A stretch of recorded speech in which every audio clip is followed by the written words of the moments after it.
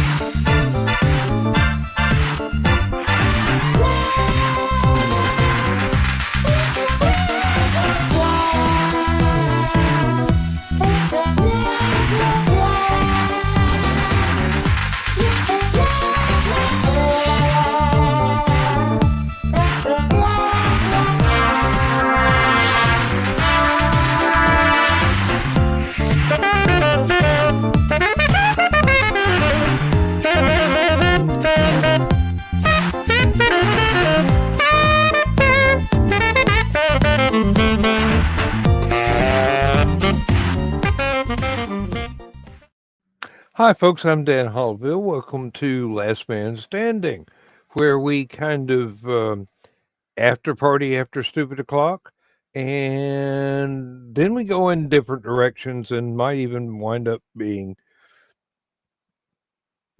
totally ridiculous, but it can happen.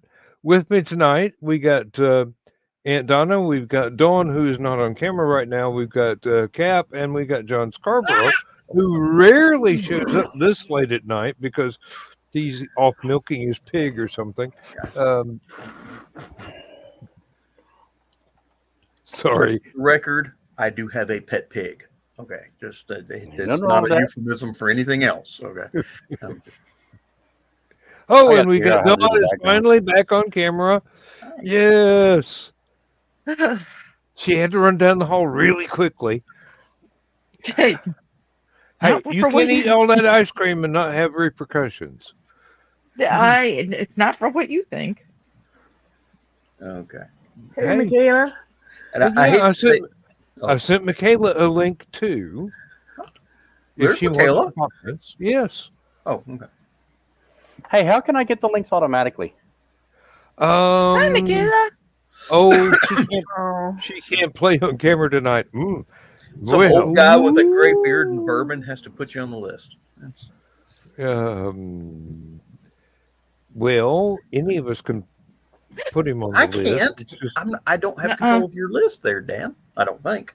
It's not my list. It's Joe Dog's list. I was going to think Joe Dog's got to add the people to him now. Rich is here too. Okay, so where do I get the list? Is it YouTube, Facebook? Where's the actual? Would be on Facebook. It's on Messenger. It's on Messenger. Okay. Well, Dan, I have you, and I think I have Chris. I don't have Joe Dog, but I got Zach too. So. Let me see about this here. Oh, hang on a minute. I do not have Cap as a buddy. Hang on a minute. Cap, is that your Facebook name? Capstar362? No. It's in the private. Hold on. Yeah, you can't keep anything private around these yahoos. I tried. My next thing you know, my taco's everywhere. 9/11 tribute. Hey, this is not the group that you casually mentioned something in. The what? This is not the group that you casually mentioned something in. I've learned that, and that's why I love you guys so much. I am trying to figure out how to add somebody to this list. It's locked, so I don't know if anybody can but Joe Dog. After what happened last time. Oh, that. We don't talk about that. I didn't talk about it. I just kind of referred to it. To say why it is the way it is. Mm-hmm. I can't do it and do the show at the same time, so. It's not what you said last night. I said what did he say last night? You actually believe me? What did Dan say last night? At least pretend to. I've never been to the Mediterranean. I have. That's not what you said last night either. Wait. Oh, wait a minute. No, you were something else. Never mind. Should we see what else we can get Dan to say? Should we see what else we can get Dan to say? Paddle boat. Uh-oh, here she goes.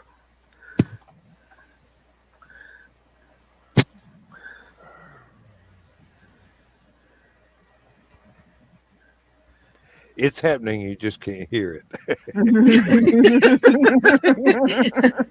That's what she said. Well, John, now that I got you, I can send you this too.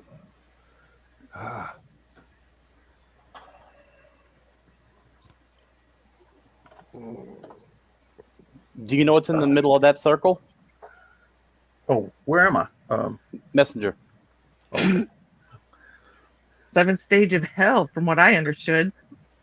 Close. Nevada test range. No, but what's specifically right in the middle of that circle? 2 of my kids. I don't think you'd want them there. I'll give you a 3-letter word. See if you can figure it out. DAF. They have their own army base.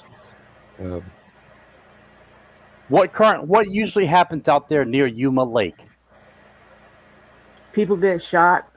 Nope. No. We were talking about it a minute ago with that ISS movie when we start seeing a bunch of what kind of clouds forming? Yeah, that's the nuclear test range. Yeah. Okay. So right in the dead center of that circle is the device assembly facility. Ah. And it's got an active flight restriction over it right now. There's 2 reasons for that. I know what the reasons are. No. Most people don't. Yeah. One of my sons works there, and no, he doesn't. He's on assignment. Was Zachy going to come play with us? Maybe him and Joe were talking. Him and Joe were still talking on Stupid O'Clock. Oh, okay. They never shut up. I remember the old days of Airboy TV. The ending video you had with the F-104 Starfighter? Yep. Good plane. Evil to its pilots, though. Especially that one. That was the A model. Oh, God, yes. It had the downward ejection seats? I think so, actually. The problem with the F-104, when it first came out, wasn't that bad a plane. Okay. The problem was when it first came out, there was only one missile it could fire. Radar-guided AIM-7 Sparrow. Yep. It sounds kind of like a guy to me. Yeah. A couple of years after it came out, they came out with the AIM-9 Sidewinder, the heat-seeking missile. Mm-hmm. Okay. The problem is, tomorrow night, Don. That plane didn't have any place to put those missiles. So they attached them to a toad. And now everybody has missile toad. Oh, John.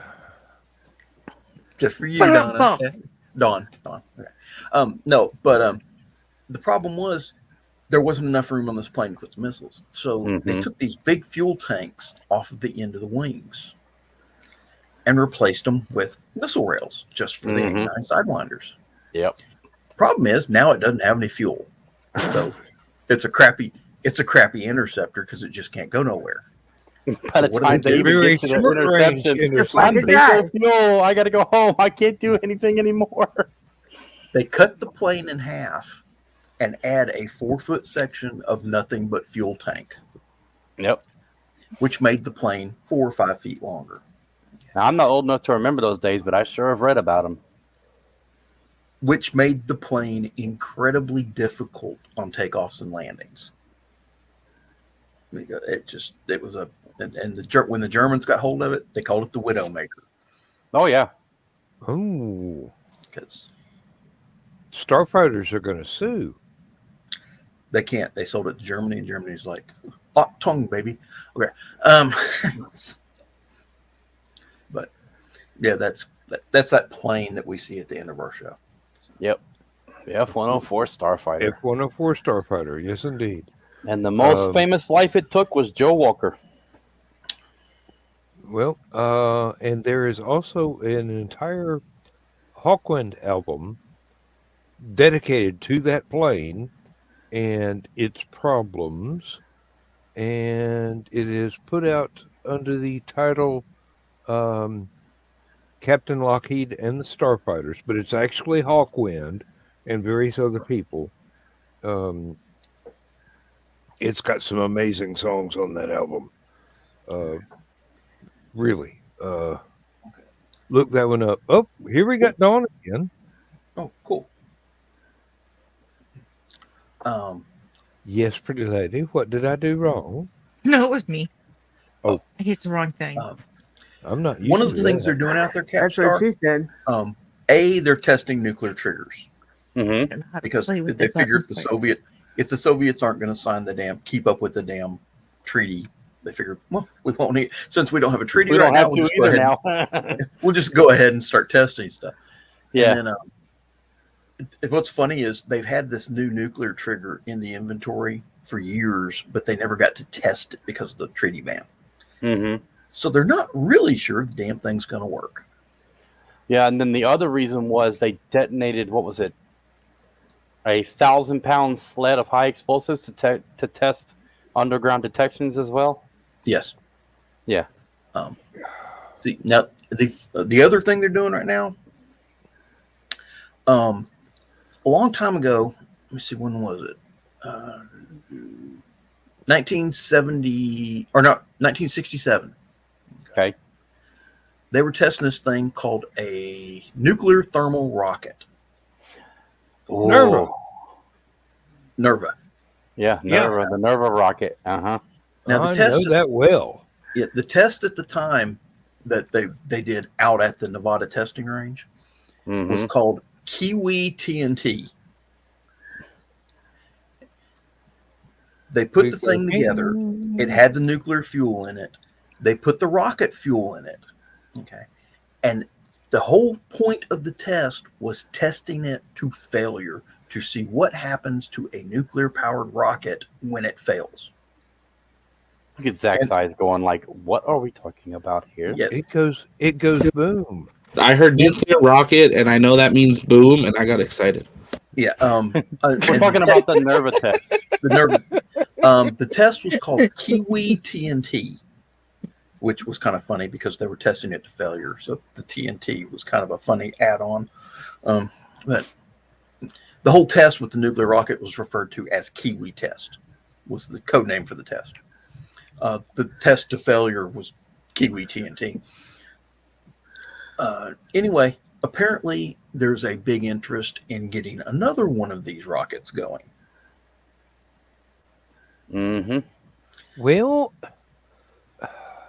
apparently for the Mars thing. So if you can get it into orbit before the actual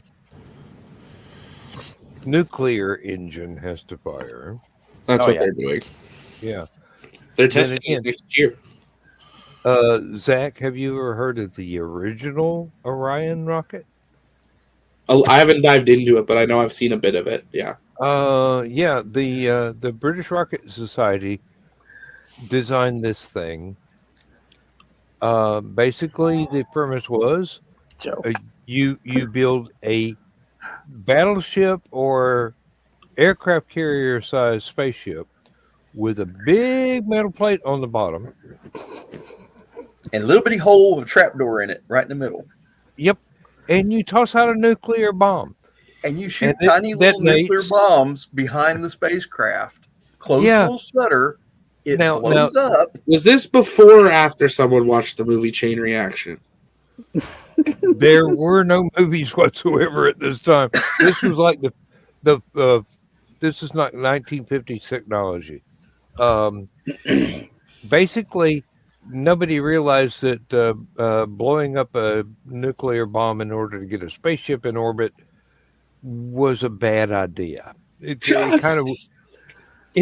kind of would have failed all the environmental inspection things, but it was British. It was the 50s. You don't know. Maybe they'll use that down at Boca Chica. Really, if you could build the damn thing in orbit and then start using it, it would be fine. Except for trying to get between here and the moon, because there'd be radioactive debris clouds every time it tossed out another nuclear bomb for more acceleration. But you could get to a small but appreciable fraction of the speed of light out of this thing. So, but then how do you slow it down at that point? You turn it around and fire it the other way. You turn it around and fire it the other way. Basic rocketry. Yeah. This is the one that they're going to test next year, 2025. I'm talking about the old original project. Tossing little nuclear devices out. How do you stop that thing? You turn it around and shoot nuclear devices. You turn it around and throw out a few more bombs. Yeah. So you're basically just literally headbutting a nuclear detonation to slow down. Well, the nuclear detonation, yeah, exactly, to slow down, yes. I put a link to a video all about that Orion nuclear bumper spacecraft in private chat. So you'll recognize the guy doing the video, by the way, Zach. There's also an alternative. He's one of your competitors, Zach. There's also an alternative that uses laser detonations rather than nuclear detonations. Now, I saw that one where they fired like a megawatt intensity laser at a heat shield, and the resulting detonations would just sit there. Brrr. Yep, exactly. It worked the same way as the original Orion did, but it was non-nuclear. Yeah. The trouble is,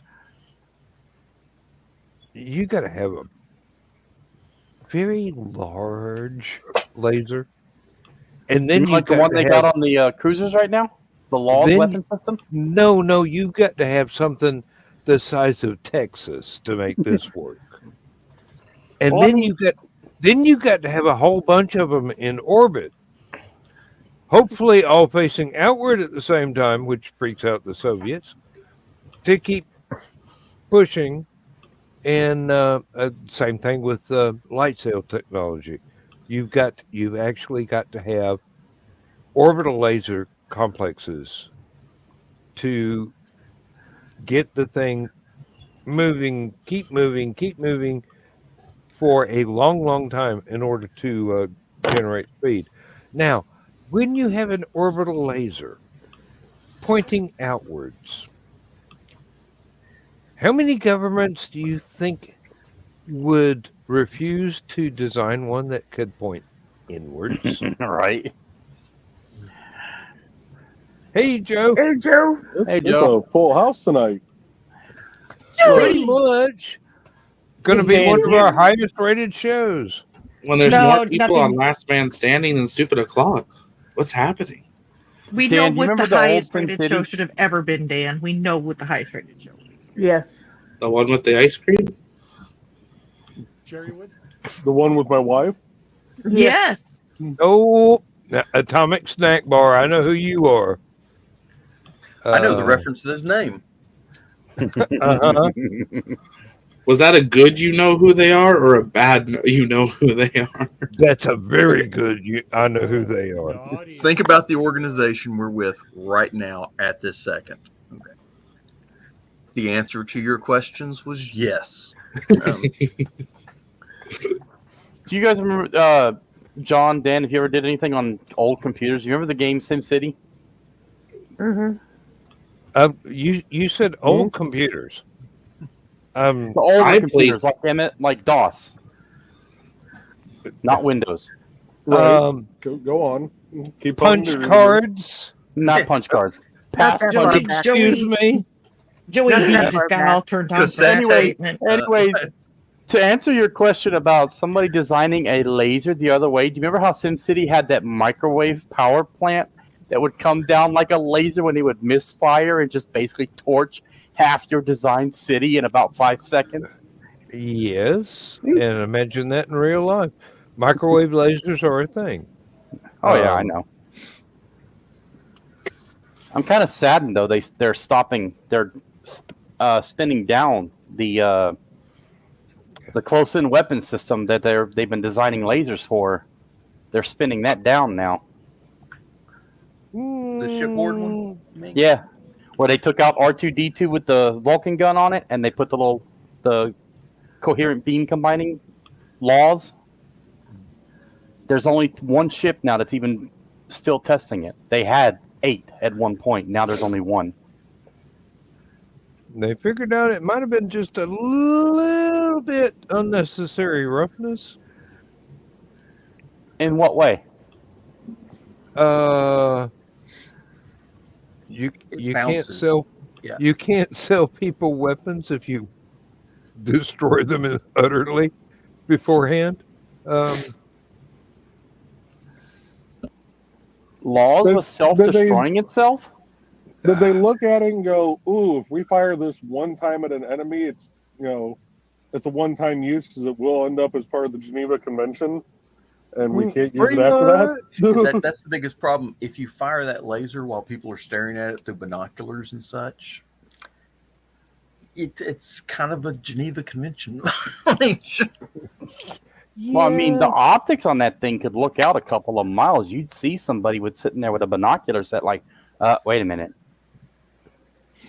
But the thing is, Yeah, but you'd even if also all- be able to see what their unit patch was. And Yeah. even if whether or you're not they just were shooting enemy at a missile, combatants. Or, even if you're just shooting at a missile, you could like blind people miles behind it, because it'll hit the missile and scatter. Yeah. Especially because a lot of missiles nowadays have the little they have a mirror in the nose that's part of the seeking system. Yeah, but laws would target the actual warhead or the fuel itself. And you know how they controlled laws? One of these. Yeah, pretty much. It's just No. all metal with really robust buttons and stuff. But they're sitting there on a multi-billion-dollar Navy ship. I see you, missile. I see you. Zap. I remember back when I was a kid, they had an open house at Oak Ridge, and basically it was more of a father-son day, and Dad took me over there, and it was the first laser I actually saw in real life, and they were showing how different mirrors and prisms and things could not only redirect it but split it, and it was absolutely fantastic. That was the same day I got to walk across a catwalk above 3 underwater nuclear reactors, and I have actually seen Cherenkov radiation with my naked eye, and the tennis shoe that was there at the time. I think a fellow that worked there very recently was telling me, no, the tennis shoe has since dissolved. Got to Was it play with. spaghettified? No, it just kind of absorbed enough radiation to where the rubber and the cotton just kind of disbonded. Yeah, I was kind of hinting at a joke there from the TV series Loki. Sorry. Warning: crossing this line results in a 7,000% chance of being spaghettified. Yeah, boy, that's That's black holes. They didn't have those at Oak Ridge in the 60s. That we know of. Well, this is true that we know of. Oh yeah, everybody keeps saying, "Oh yeah, let's just fire the HAL and create a black hole right in the middle of the Earth." I don't. Why not? It sounds fun. Right? Yeah, just fire that thing up. Who cares? Well, I don't think it's strong enough to do exactly that. It might release a few petajoules of energy and a couple of atoms, maybe, of antimatter, which is dangerous enough. But so we lose part of Europe. No big deal. Is it the fun part? Probably not. Define fun. Fun in Europe right now? No, seriously.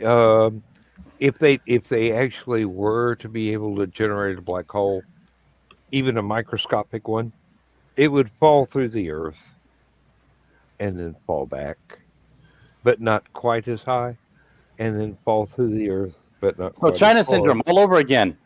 No, it would just keep going. You just sit there and going back and forth through the Earth's core until it finally. Something smaller than an atom, something about the size of an electron, would just keep cycling back and forth, sucking up a few bits of matter on each pass until millennia from now, it finally stabilized at the core of the Earth as a slightly larger black hole, which talk about some time then. Yeah, it'd take a little while because it would keep zipping back and forth and back and forth and back and forth. I say zipping, but it probably would take an appreciable amount of time, several minutes for each orbit, if you can say orbit about something that's inside the Earth. And actually, I guess it would share our orbital velocity around the sun, so it wouldn't just pop out and be left behind that we would run into later. Next time we came around that year. But eventually it would absorb enough material to be an appreciable problem. Would it not slow down though? It would. Every pass it would slow down. But I mean, from Earth too. I was just thinking, like I got stuck on that thought of like it wouldn't get left behind. No, it would to us. Would it not eventually also slow? Yeah, it would keep going back and forth and back and forth and back and forth inside until it wound up at the exact core. And I think it would kind of accelerate gathering new material at that point because it was stationary within Earth's orbit, within Earth. And eventually you'd wind up with something not even Nostradamus ever thought about. So it wouldn't exactly be global warming, but I think it would be more like the best Weight Watchers Jenny Craig program you'd ever seen for the Earth. It'd be basically something in the center of the Earth that was devouring chicken nuggets all the time, and the chicken nuggets were the Earth's core, and everything around it, as it devoured more, it would get larger. So would the Earth eventually become a donut? No, it more like a chocolate eclair. All I can think about is you see this Twinkie. You have my attention. Hey, look, I'm not a math magician. I'm a science fiction writer. I mean, I'm familiar that the math exists. It's far beyond my capacity to do that. Are we going back to Ghostbusters now? Imagine this Twinkie. That's exactly what I was thinking. It's an eclair. No, it's a Twinkie. Wait. And what was it? Winston said, "That's some Twinkie." Yeah. Really. That's a big Twinkie. Eventually, it would be, and the Earth would be no more. There would be a not unappreciably sized microscopic black hole in Earth's orbit, disrupting the other planets because its gravity was eventually getting larger and larger and larger. The moon would eventually get absorbed, which would add a little bit more. And as eons rolled by, the entire solar system would probably fall into it. So the sun's going to explode first. Let's hope so. Now, my question is, That would be a whole hell of a lot less disruptive to our way of life. my question is, why would you start this thing that will end up in a black hole inside the Earth? Because I'm right now betting it's only a theory. I'm betting alcohol's involved. Power. Right now, there's not enough electricity that has ever been created to be able to use the Large Hadron Collider to make a black hole. I thought they had a stable run a year or two ago. At like They've got all what? kinds of stable runs. 10%. They've got Oh, all yeah. kinds of stable runs. Yeah. But We're talking takes the an people that are awful talking lot. about. Yeah, we're talking about the people that are talking about firing it at 100%. It takes an awful lot of power to actually do enough collisions back and forth in that thing to ever result in a black hole. You're talking a astronomical amount of power. I mean, several suns worth of power at one time. It's What's not the place in France? The Tokamak. What's the place in France called? I thought Tokamak was Russian. Whatever that place is they're building in France with that fusion reactor. Oh, CERN. Not CERN. Oh, No, okay. I think it may have been Tokamak, but It is a Okay. Tokamak design, but it's internationally being built in France. What is the name of that place? I'm not Hang sure on, what the say name I'll of it. I know what a tokamak reactor is, which are pretty neat ITER. actually. ITER. ITER. Don't let the folks at Disney hear that. Wow. Oh no, too late. Sounds too much like their CEO. Hey, Chris. Okay, I got to put this one up. Yeah. This is what No, happened no. when we let the men take over, Chris.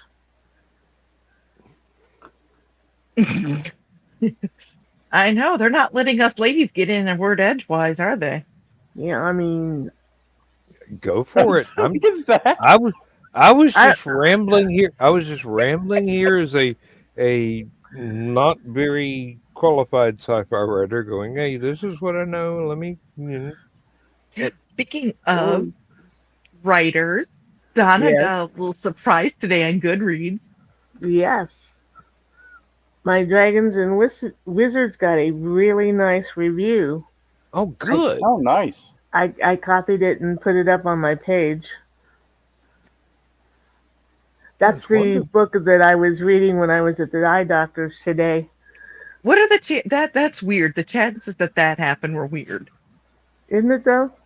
Because I was like, I got to get that done. I've been trying to get that done for what? When did I read that? A month ago? 2 months ago? Think about it, right?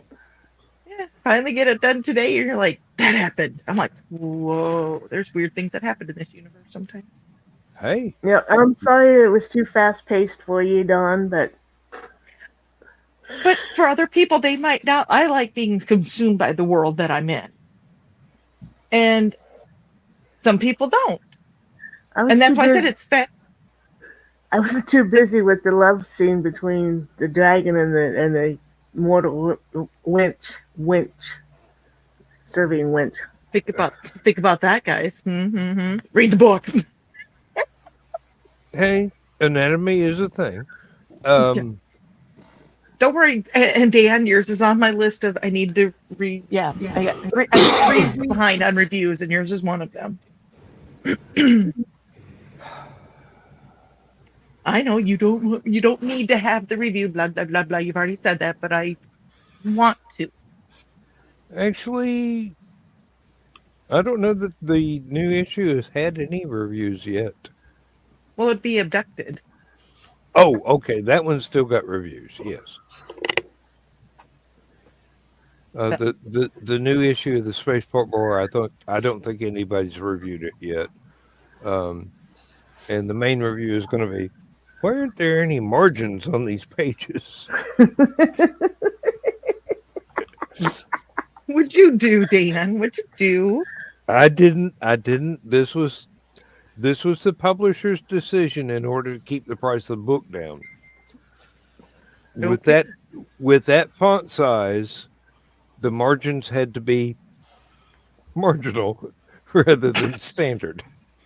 Otherwise, the printer would have cost an awful lot for a paperback. Mm-hmm. Much more than what it is now. So I was not aware of the decision at the time, but I understand the reasons, and I have to accept that because nobody's going to buy a $30 paperback. Generally not. No. It's hard enough getting them to buy a $10 or $15 paperback. And that's about the price range this one's in. Now, I do have to get all my ducks in a row and get all this retirement crap out of the way so I can do a pronunciation guide for the eventual narrator for the audiobook for the Spaceport Bar. I've got to remember how all those alien names and words are pronounced throughout the entire damn book.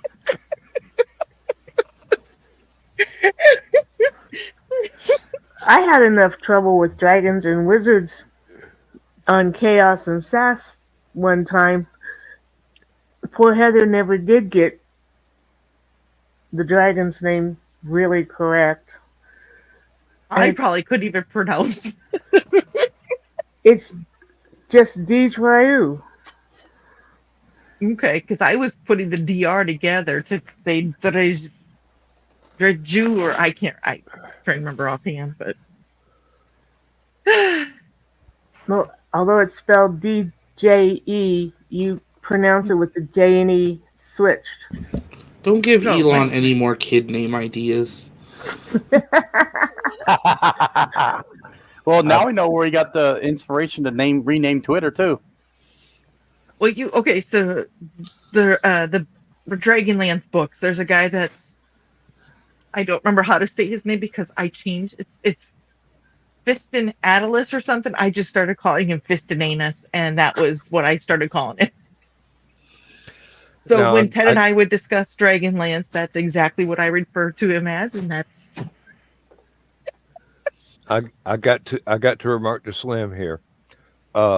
Back in my day, when dinosaurs ruled the earth, a paperback book cost roughly 25 to 65 cents, depending on what year it was. The higher the year, the more it cost. And then it got into, they were $1.50, $3, $5, up till a normal slim paperback book, $15, $16, and an epic thick ass paperback book. You're talking about almost $30. The hardbacks were extremely expensive. I mean, my first copy of Dune cost my mother, who bought it for me, 50 cents. No, wait, excuse me. $1.50. I was going to say. $1.50. I mean, it's damn near 1,000 pages. I got that one in the zip. I got that one in a Ziploc baggie over there because I read that thing so many times. It's falling apart. It did. It fell completely apart. I gathered up all the pages. I put it in a Ziploc. I bought another copy to read, and I'm not sure. I don't think I have bought an ebook copy of it yet, but it's one of my favorite books, so I really ought to. I've got about 50 or 60 books on my bookshelf now that's held together with tape, basically industrial strength tape, not this cheap stuff you get to wrap Christmas presents with. This was like I had to cut a section small enough to fit on a paperback book to hold the covers together. And nothing wrong with Scotch tape. It's a 3M product.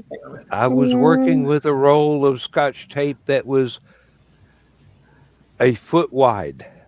I don't want to know how much that book costs. Look at the fancy cutout it has. Change that. I can't. The Moon is a Harsh Mistress. That 95 cents. Yep. Brand new.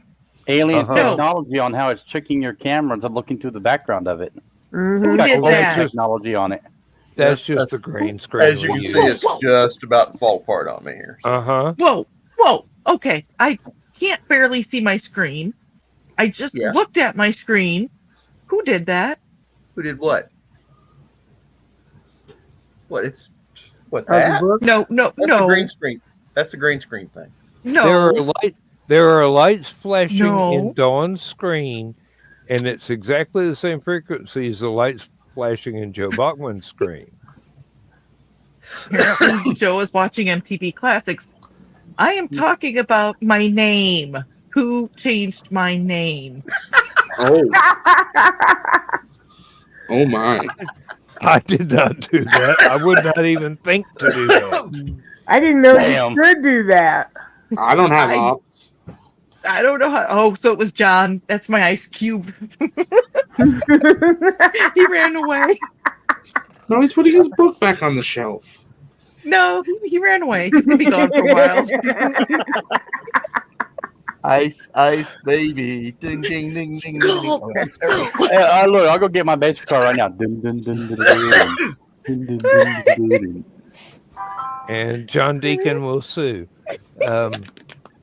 The question with the publishing you guys do, is it technically considered self-publishing, or is it like what's the difference in that industry?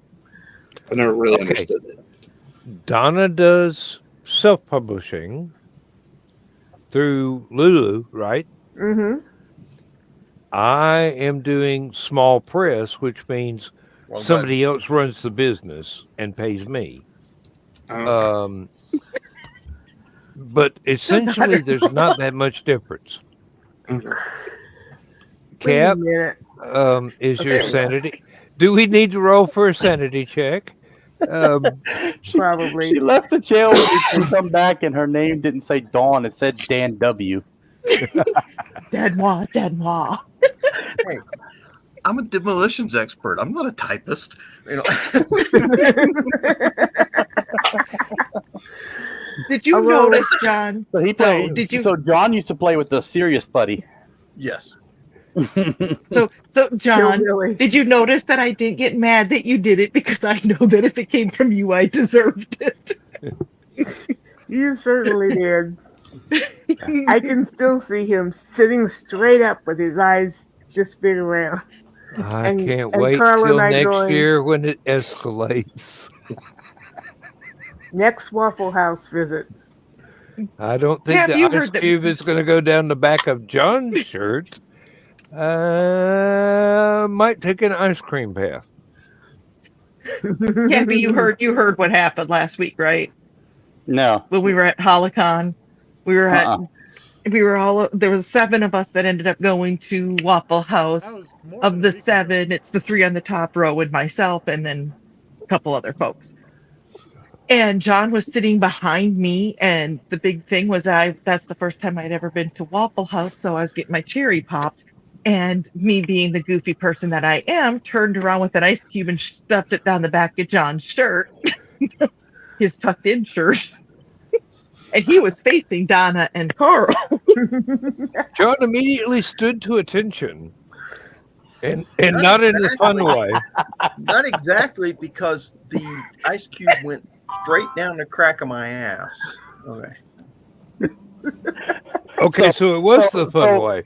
So Dawn basically Lee Ermied you as being the ice cube straight down the crack of your mama's ass? Without even the benefit of a reach around, yeah.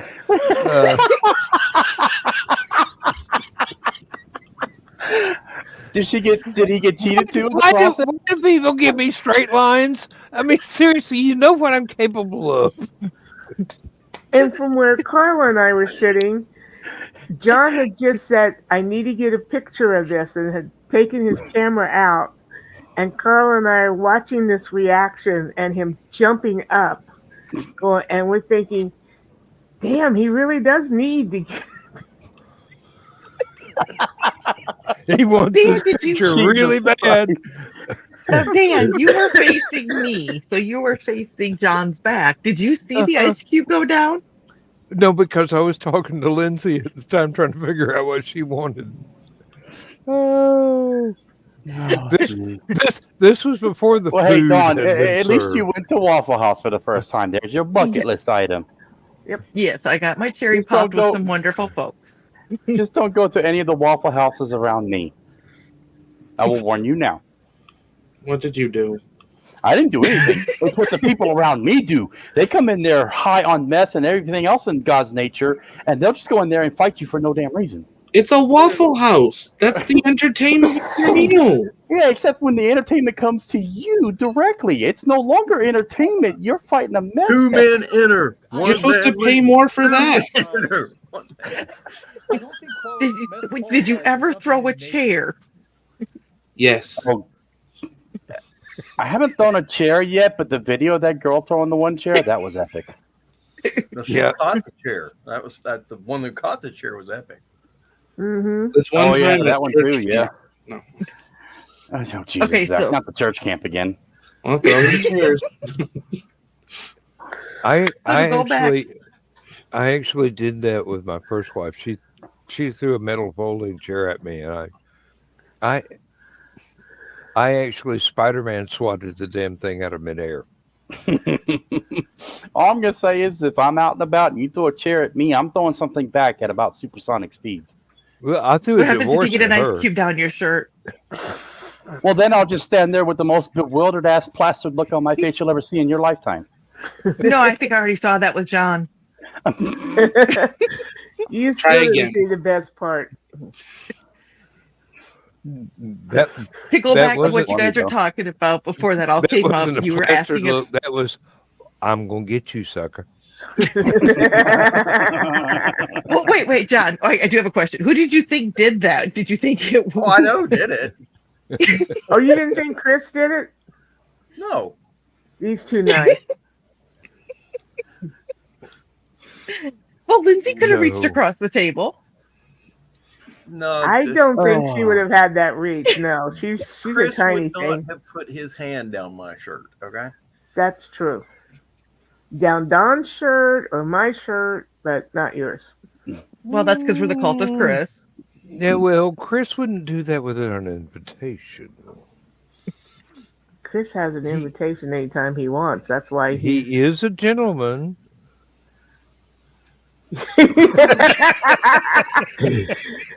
That's why there's the cult of Chris.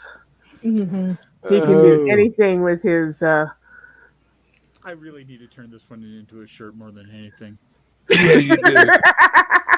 I can only see people looking at you walking down the street now. What the fuck? That's when I walked in the room in the complete with the taco shirt, the look on Donna's face. Cap, the thing is, there wouldn't be any men wearing that shirt. It would all. No, Julius said he would. Okay. I would do it just totally to fuck with Chris. I love Chris. I would totally do it to fuck with Chris. And I would just totally go all bare. Rich, I can't hear you like at all. You're like really quiet. Yeah. But damn. So there's two guys that would wear Cult of Chris shirts, Julius and Rich. Well, how much are you paying me? We don't pay you to be in the Cult of Chris. You pay to be in the Cult of Chris. Oh, so it's like Scientology. You haven't met Chris now, yet. You might volunteer. Don, I was gonna give Zach a special invitation to come into the Cult of Chris. Uh-oh. What was that? this is okay, Rich. Where's your sign? Not the green room. But it is Last Man Standing.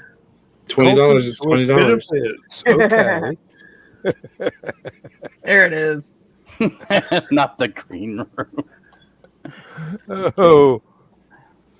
Okay.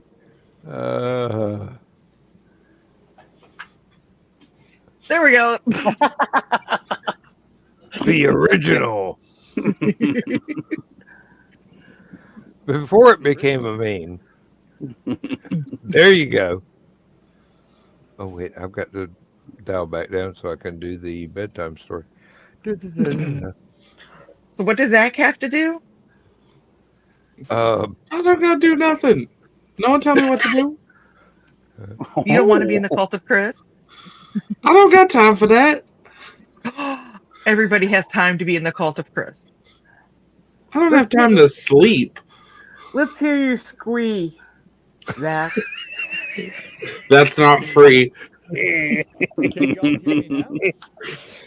Hey, 20 American dollars, not Canadian. Did you say daughters or dollars? Dollars. Either can go towards green card. Wait a minute here. We have to find out which version of that that Zach thinks is negotiable currency. Well, one gets me towards a green card, and one guarantees me a green card. Listen, dude, if you get 20 American daughters, you're either going to wind up on America's Most Wanted, or you're going to wind up on an entirely different Most Wanted list. Let's just say I can guarantee you a green card, Zach. Oh shit! Chris, help! Hey, I just reign here. I don't make any rules. You know what? Poor Chris isn't even here to defend himself. He was God, here. my wife is going to watch this He was in tomorrow, the and chat. my mother's got YouTube. But he's not here. There is less crazy on the roadway right now than what there is in this channel. Yes. Joe, come down to Atlanta. Let's see how that fares. Joe, look, too bad Trey's not in here tonight. Oh, good Lord. Uh-oh. I didn't get myself into nothing. You need to take care of your club. Colt. The club, Hey. Colt. Colt. Chris, no, I meant serious putty, referring to the joke they talk about silly putty versus serious putty. Oh, yeah, we John has played with serious putty before. I've handled it, and I've detonated one block of it. I'll tell you that story one time. What I like about serious putty is that it's actually you can use it for a medical reason. If someone is having a heart attack, you can actually help them with a teeny tiny slice of serious putty. To act like a jolter thing? Like, How would you say it instead of the paddles? It's a heavy nitrate, and it works like kind of like nitroglycerin does for heart attacks. Yes. I've heard that, but I've never heard anybody go into it like that. So okay, that makes sense. It does work, but I would hazard a You don't guess want to eat it. that the dosage is the real consideration in that effect. It'd have to be just just a sample, just a little. You're talking like a micro dot of LSD for a sample. No, this would be more like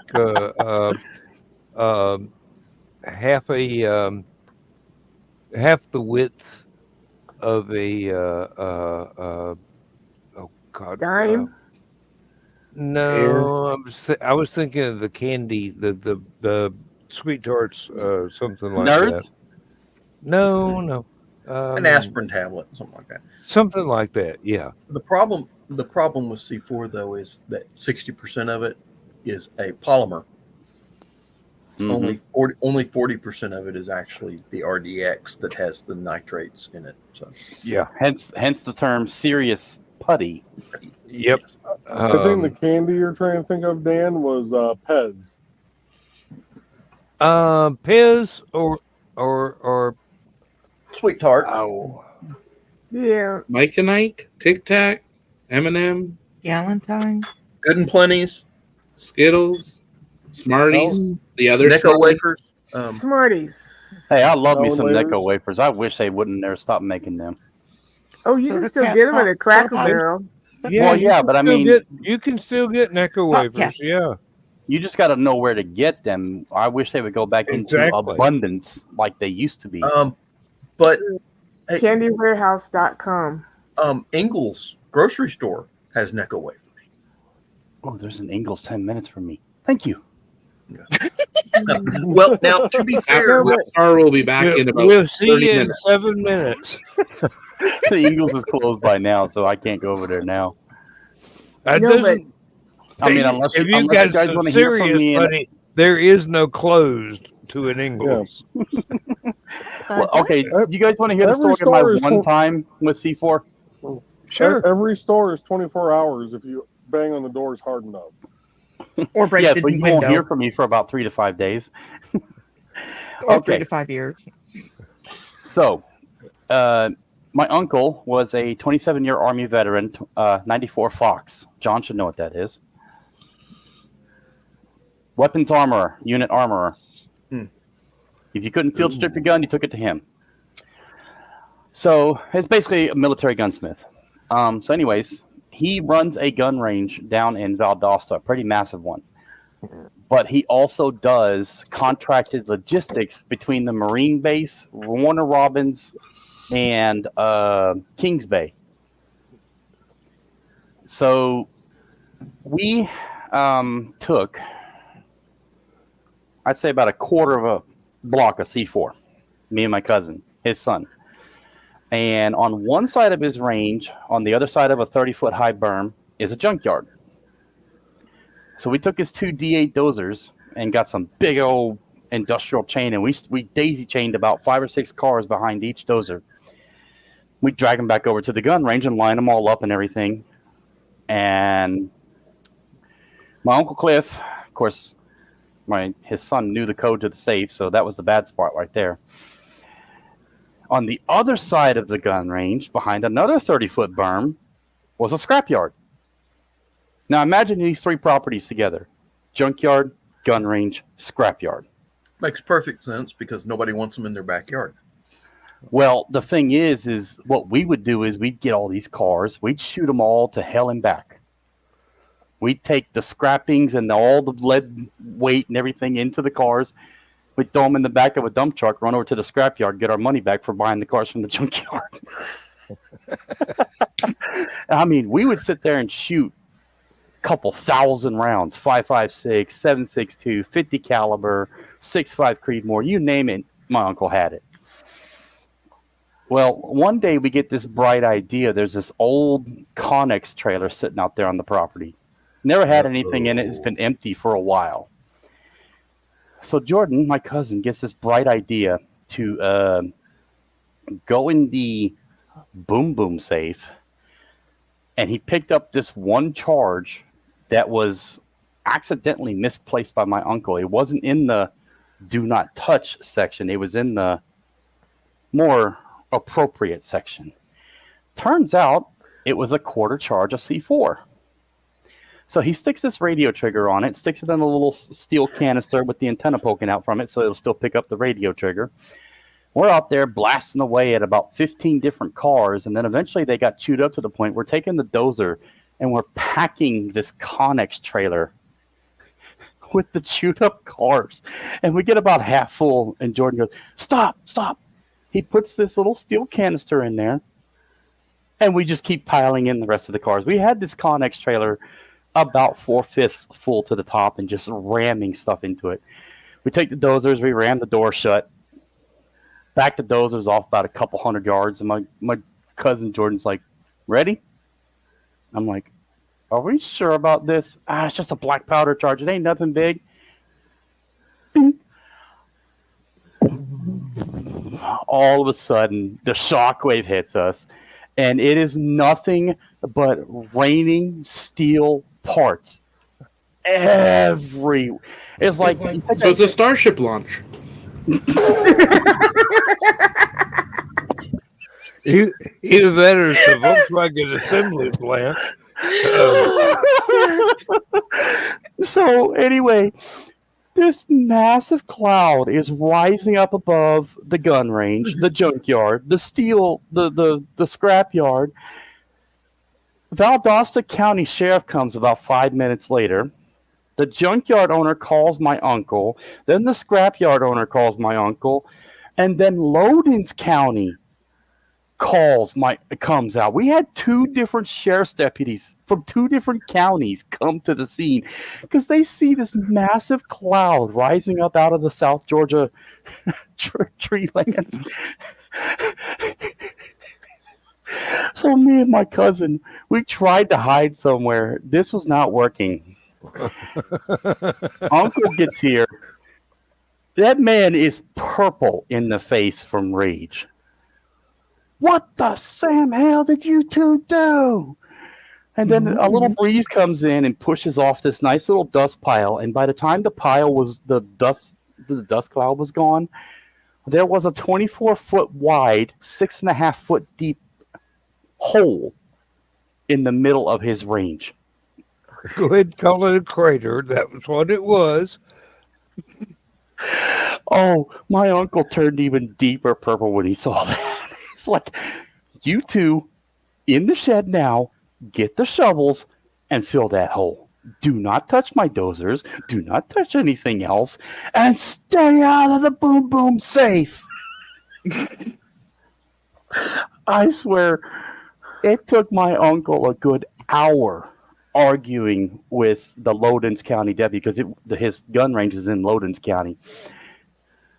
It took him an hour to convince them not to take me and my cousin up to Atlanta to go talk to the FBI about this and the ATF. I was going to say, that was the day you changed the U.S. status, the DEFCON level, right?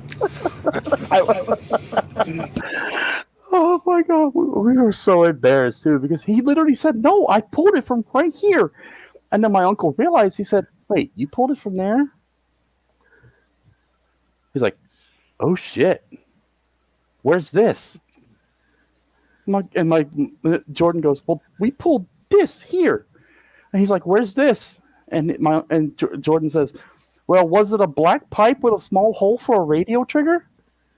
He goes, yeah. He said, "Well, that's what we pulled from here." He realizes then that he misplaced what was restricted stuff into commonly accessible stuff. And then he's like, "Okay, let me go make some phone calls. We'll sort this out."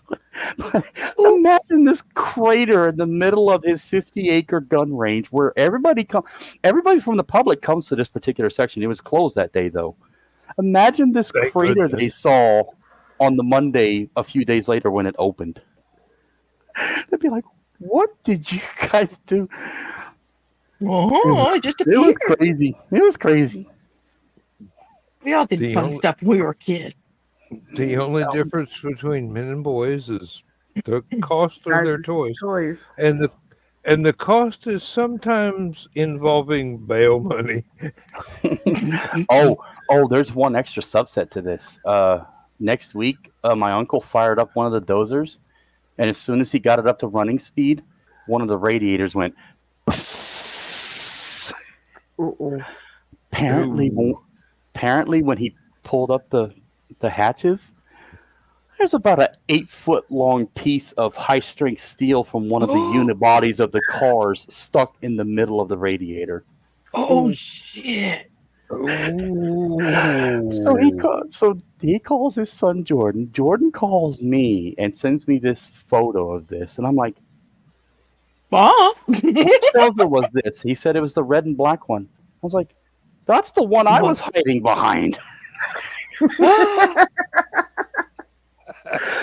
Oh my god! Oh, so basically, we were banned from ever going into the no room. We called it the no room from that day on. Exactly. Instead of the boom boom chest. The boom boom shed was now called the no room. Yeah. You have been banned from that particular facility. My uncle deleted Jordan's fingerprints from the scanner. Wonder why. Are you still? Is Homeland Security still looking for you? Because this is a recorded and show. I don't know him. It actually never made it up the channels because once my uncle figured out that it was actually his fault for having one thing in the wrong place, they were like, just log it as a incident. Don't even worry about it. Really, an industrial incident. There you go, Cap. Joe Dog got Brent Spiner to sign a Nico wafer wrapper. Bonus points if you get the reference. I'm wondering if it had something to do with Night Court. Night Court, yes. Just a little, yeah. Just a little. Okay. If only I could meet Spiner or Riker. You probably could. It just you got to leave the house first. That's how I met these people. And see how well that went. Come to think of it, y'all wound up at a Waffle House making John stand tall.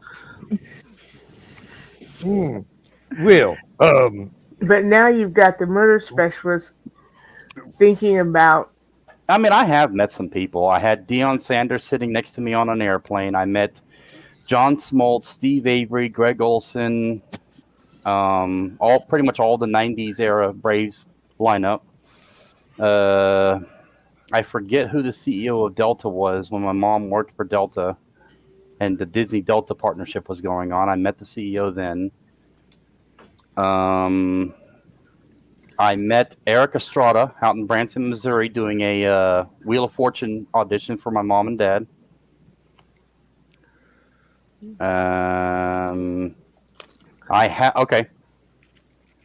The brother to my uncle.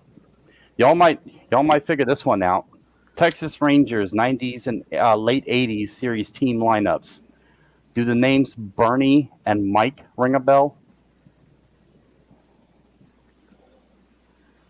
Dan, you got my last name. John, you got it. Zach, you got it. Think about that last name and then add Mike and Bernie to it. I'm sorry. And Texas Rangers. If you said 90s, I wasn't born. Not that big a football fan. I'm sorry. Baseball. Texas Rangers. Baseball. Well, baseball. No. Oh, jeez. Well, you're Mike and Bernie. Talking to nerds here. Yeah, well, I'm an IT engineer, so I'm basically a nerd, a geek, guru, whatever you want to call it. I've had several thrown at me, but never. Okay. Never successfully. So Mike and Bernie were brothers, and they were both sequentially the Texas Rangers team doctors.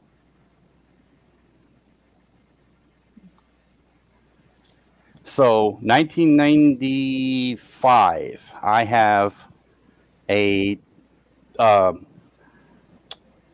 what do they call those things? You go into a baseball game and you get that little flyer thing. They get like a little book.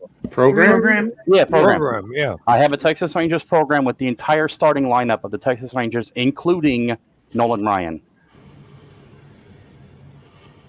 Impressive. Now we keep that in a nice little safe at my brother's house. That doesn't go in the boom boom room, huh? No, it doesn't go in the boom. If my brother had a boom boom room, I would never be allowed at his house. No, but The now most you've I got had when I was a kid. When I was a kid, we had I had Mick Tinglehoff in our living room. Now I'm going to football, but My Tingle what? You wish. Mick Tinglehoff. Your Peter Tingle?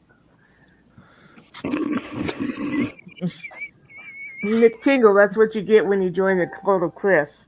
I was gonna say, is that the those are other tingles. new secret menu item at McDonald's?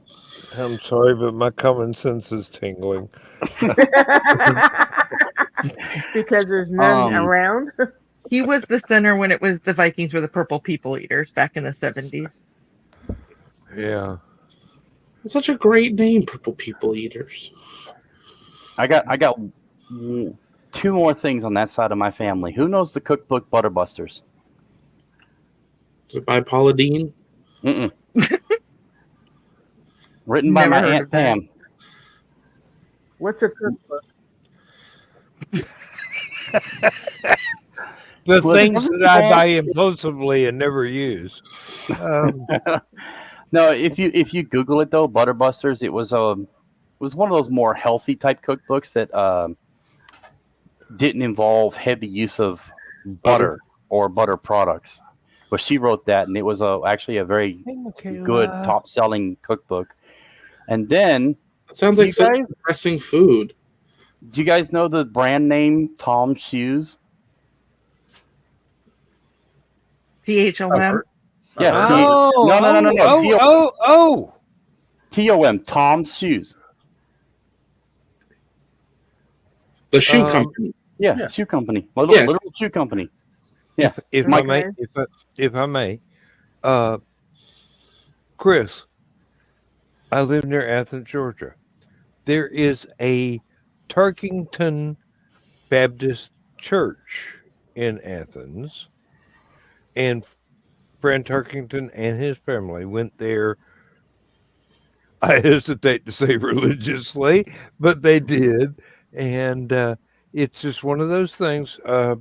He was a big name at the University of Georgia back in the day, and he was a big name in pro leagues back in the day, and his entire family, however many are extant now, still go to that church, as far as I understand.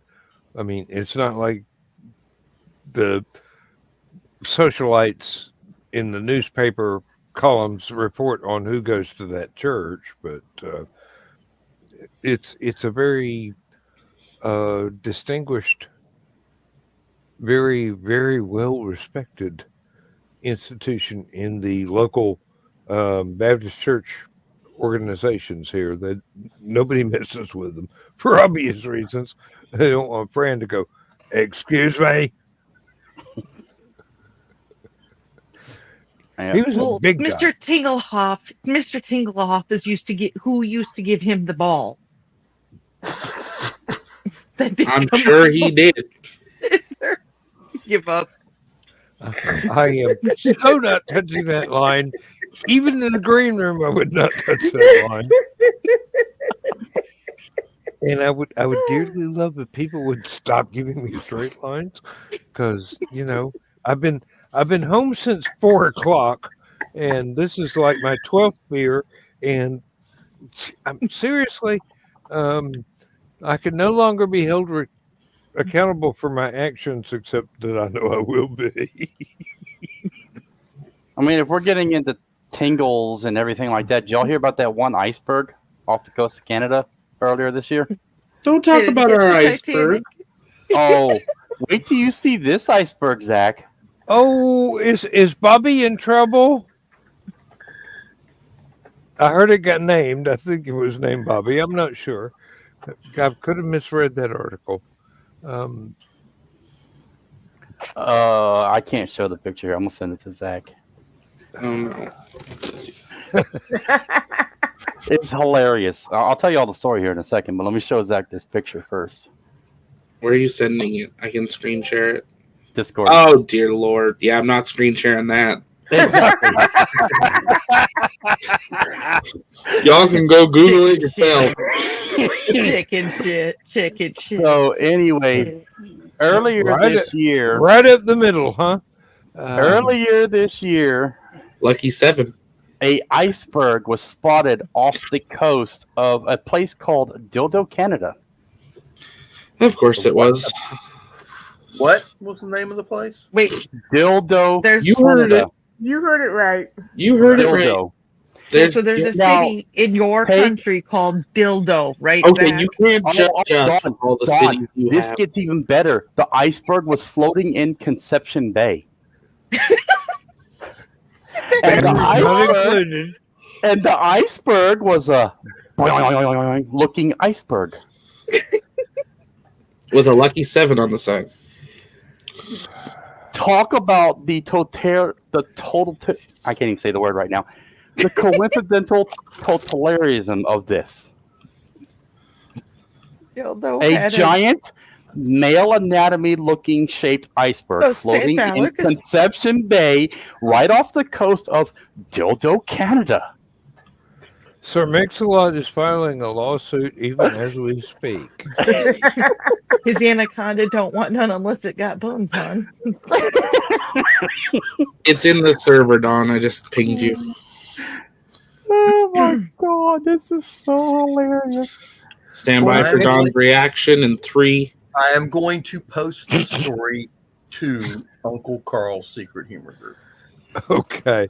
Hold on, I gotta read this. For it. Did you get the one from Live Science? Hang on a minute. Let me see which one I got. He saw it. I told you. Now you go ahead and share that on your screen share, Don. Here, John, I'll send you the link. Chris, that this has is the why best everybody descriptions. loves you. A penis-shaped iceberg I floated did the by one- the town of Dildo, Canada, which isn't too far from the city of Spread Eagle and the town of Placentia. I saw that too. says. I saw that too. It's like, Yes, what but is it's going nowhere on? near with these people? it's nowhere near the mountain range of Maggie's Nipples, which is out in the U.S. Midwest. Although you I got don't to even know where wonder, Maggie's nipples are. you've got to wonder who Maggie was and why they named a mountain range after her. And if it's in the Midwest. Hey! I learned about this from Johnny Carson, so it's legit. Are they Rocky Mountains or hills or? I seem to have the impression that they're rather pointy. If they were the foothills, we could say somebody had a fetish. I think somebody had a fetish anyway. Sorry, Maggie, if you're watching. That story crossed my Facebook feed. And I was like, that story was on TV on the news hour when it happened in Canada, nationwide. What the? Of course. I'm sitting there eating my dinner, Canadians have no sense of humor, and a video of that thing floating goes across the screen. oh, people were out there talking about, there's no way. Dude literally showed the drone footage and the photographs of it. They were like, what? And before it melted, 50 million college sophomores decided they wanted to go camping. Spring break 2022. The one I like, they're showing a bunch of comments that people made about it. One of them I like, the guy went out there in a boat and chiseled off some pieces of it and used it to make drinks. He said it was the stiffest drink he ever had.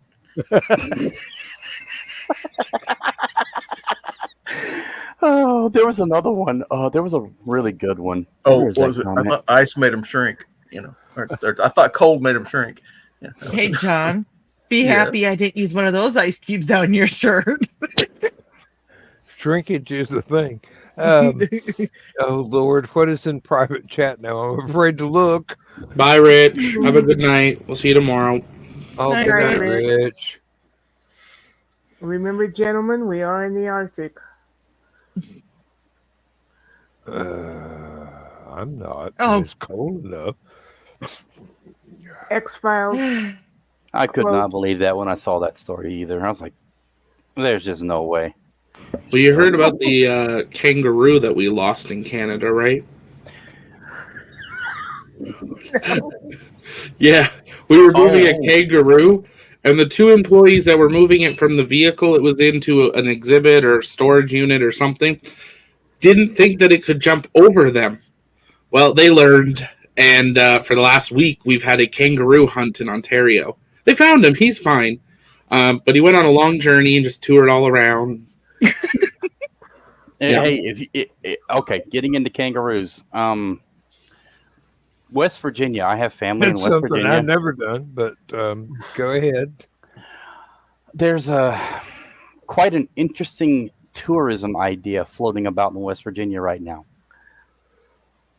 Oh, I'm afraid to ask. Finding kangaroos in wilderness of West Virginia. And apparently, the state paid for some Australian veterinarians to come out and do studies. And for whatever reason, West Virginia and Australia have matching environments. So now the state government and the governor got this bright idea to bring 20 kangaroos, which is happening next year, to West Virginia as an idea to spur tourism. Come look at kangaroos in West Virginia. And they've already said if you even try to take one of them, you will be getting a 20-year mandatory sentence. What if I didn't take it and it follows me home? If you're within proximity of it and they catch you with it, good luck. What am I supposed to do? Kick it out? They're going to kick me.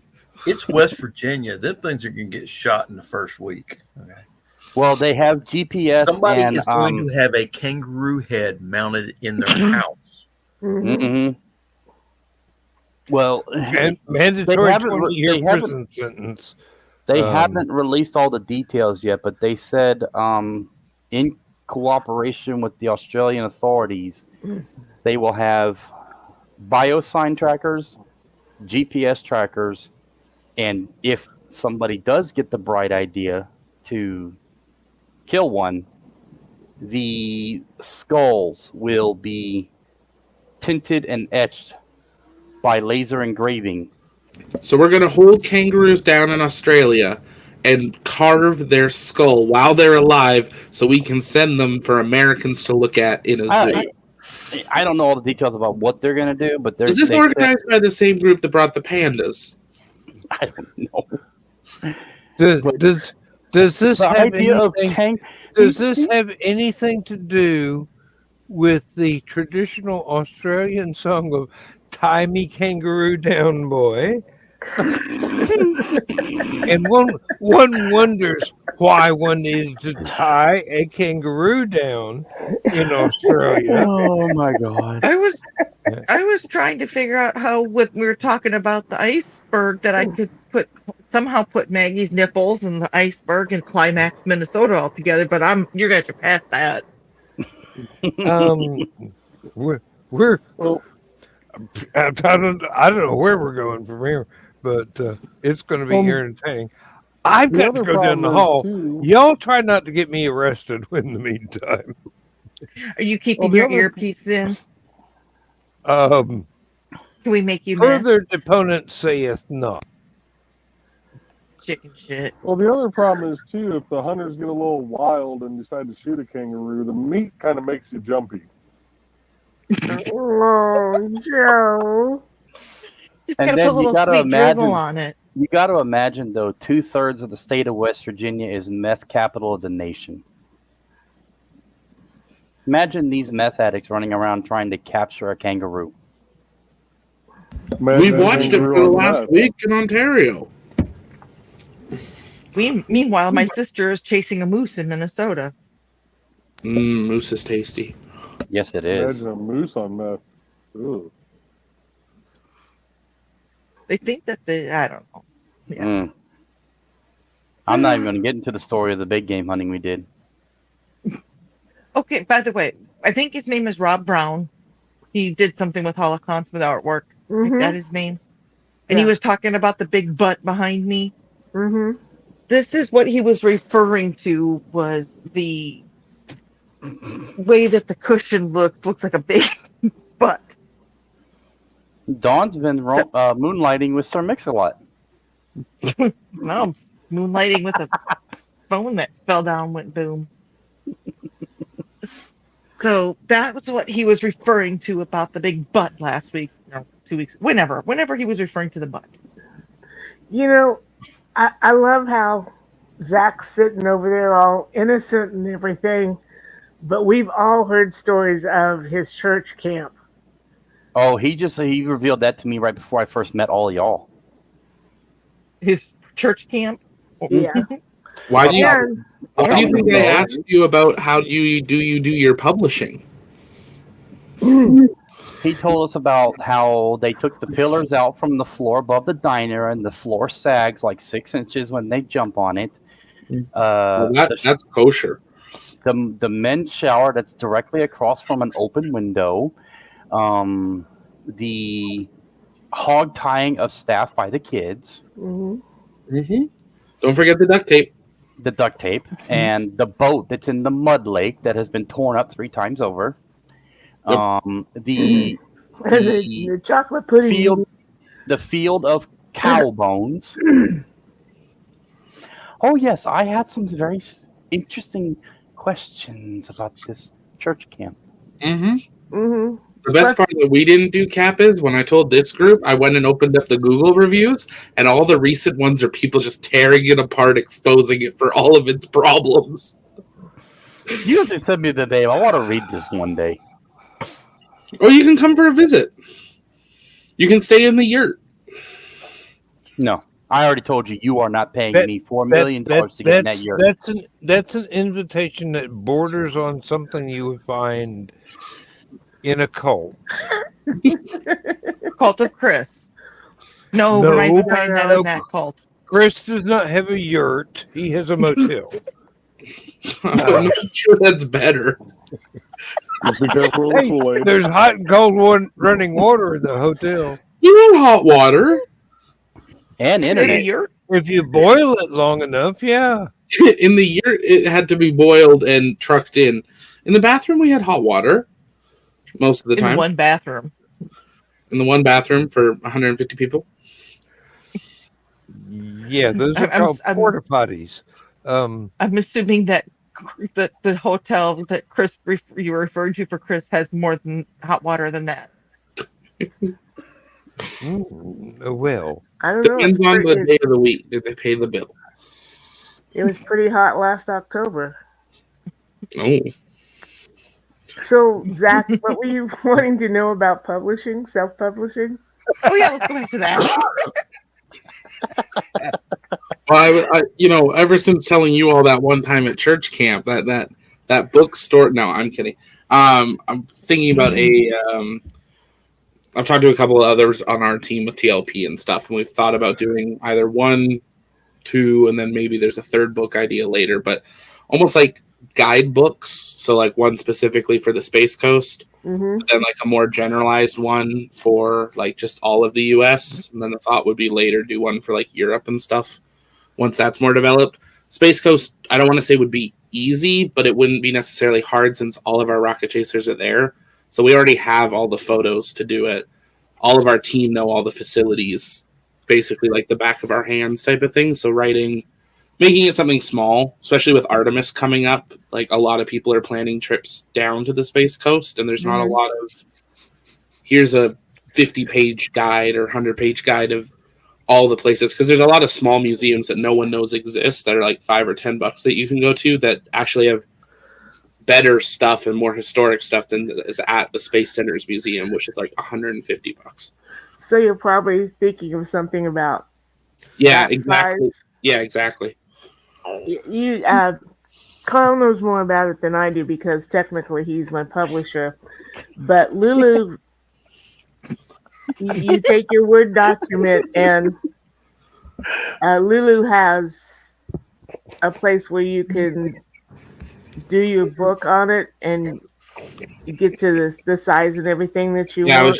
I was clicking through it. It's actually a really nice system. It is. Yes, it is. It is. It works really well. It works really well. I highly recommend it. It's easier than the one on Amazon.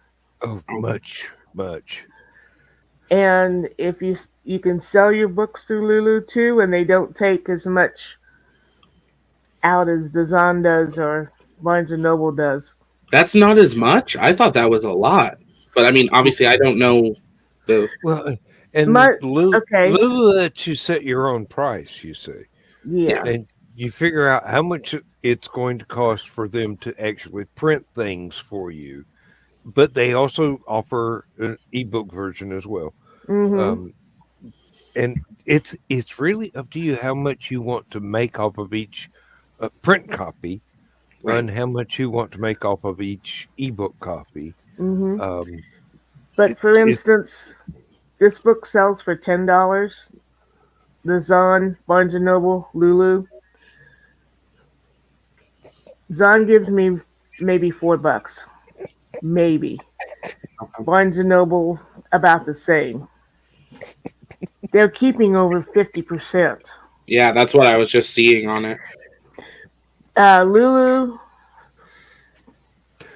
Dan. I get the bigger amount. For that $10 book, I would probably get $7 or $8 from them.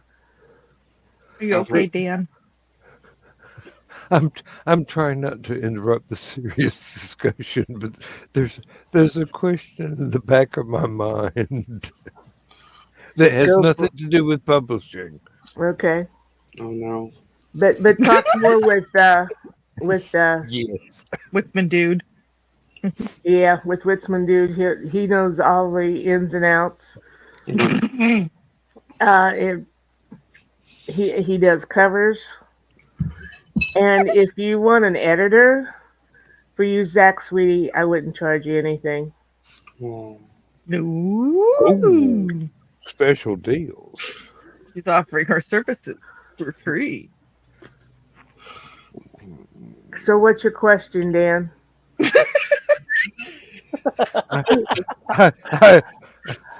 I'm sorry, but my mind is evil and it's trying to kill me.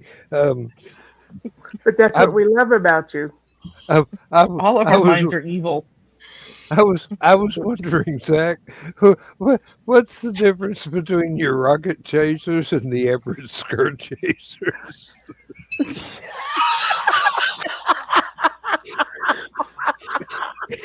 Skirt chasers chase women. Rocket chasers chase men.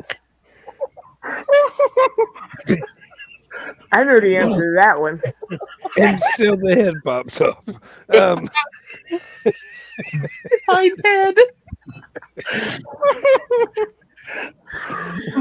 Yes, he does, Chris. And that's why we've been married 37 years, Chris. I'm still going to be driving that damn boat, ain't I? We lost John. We scared John away. No.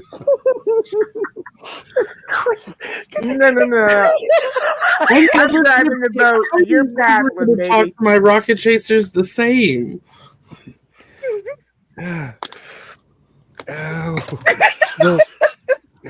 You know, Zach, that could be a really, really good comic book.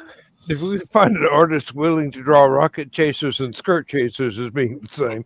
Ooh, talk to V. Eric Hawkins.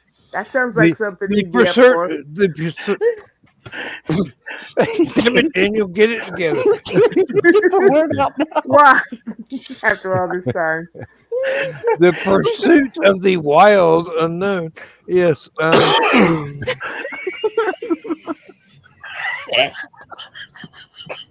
Oh shit! Oh God! I hope You my guys are mother evil, doesn't and I watch love this. you all. Oh my god! I'm sending this to all my rocket chasers, being like, "Look what these people think."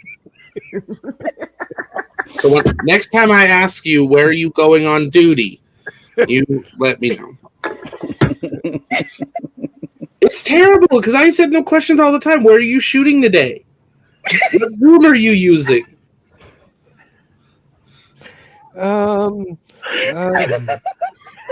Might be Rosie's place for all you know.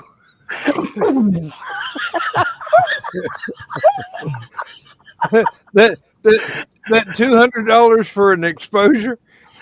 Hey, you might want to question that one. All I know is most of my photographers really love shooting streaks. That doesn't make it any freaking better. Don't look, Ethel. Don't look, Ethel. You see, folks, this is what my mind does to me. You hand me a straight line, and I'm going, oh, I can connect those dots. Look at Chris in the chat box. I mean, who doesn't love the long exposure? Exposure's always.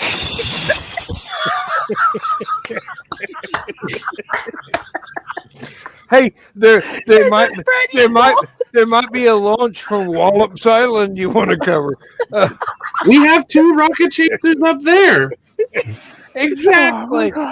And how much footage are they turning in or putting out? We might have to check those B-rolls for integrity purposes. I'm not. No. No. Oh my goodness! Look, they're gonna be doing the chasing from Dildo out to Conception Bay. Welcome back, John.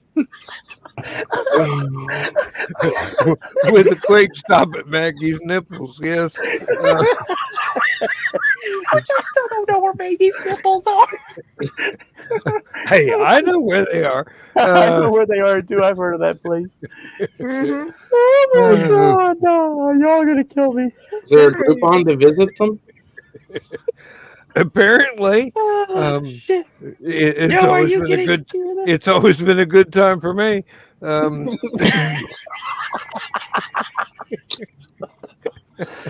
You keep handing me straight lines. What I'm supposed to do?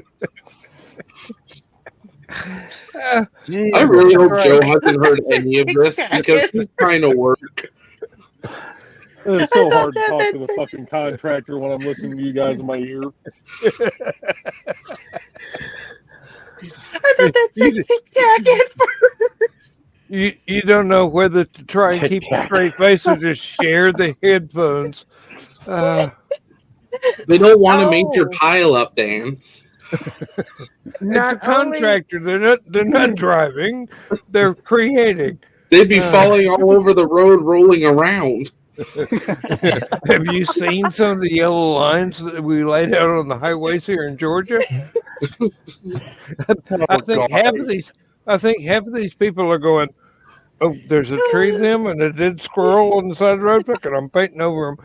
And, well, as I was told in China by the bus driver and the taxi driver, the lines are just there to give you a recommendation in which direction to go. That's what she said. I mean, they literally. That's the same way people in Georgia think about speed limit signs. It's just a suggestion. Wait a minute, that reminds me of a line from Pirates of the Caribbean.